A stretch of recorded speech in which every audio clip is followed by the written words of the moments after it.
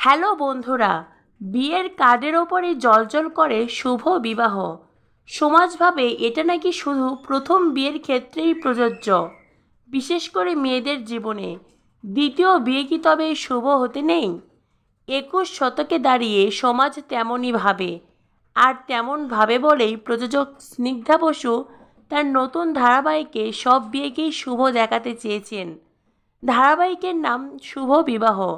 বিবাহ বিচ্ছিন্না নারীর দ্বিতীয়বার বিয়ের পিঁড়িতে বসার গল্প। মুখ্য ভূমিকায় রয়েছেন হানি বাফনা ও সোনামণি সাহা।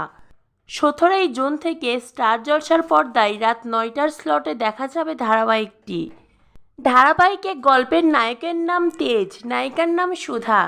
সম্প্রতি একটি ইন্টারভিউতে অভিনেতা হানি বাফনাকে প্রশ্ন করা হয়েছিল, গল্পের নায়কের নাম তেজ, চরিত্রটাও কি তেজদীপ্ত? প্রশ্ন শুনে অভিনেতা খানিকটা হেসেই বললেন, সেটা দর্শকই ভালো বলতে পারবেন। দিন 15 হলো শুটিং হয়েছে।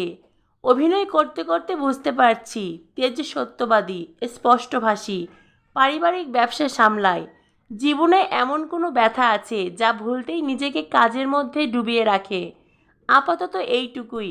অভিনেতা আরও বলেন, তেজকে চিনতে গেলে ছোট পর্দায় চোখ রাখতে হবে। পর্দায় হানি বহুবার বিয়ে করেছেন, কিন্তু বাস্তবে একটাও নয়।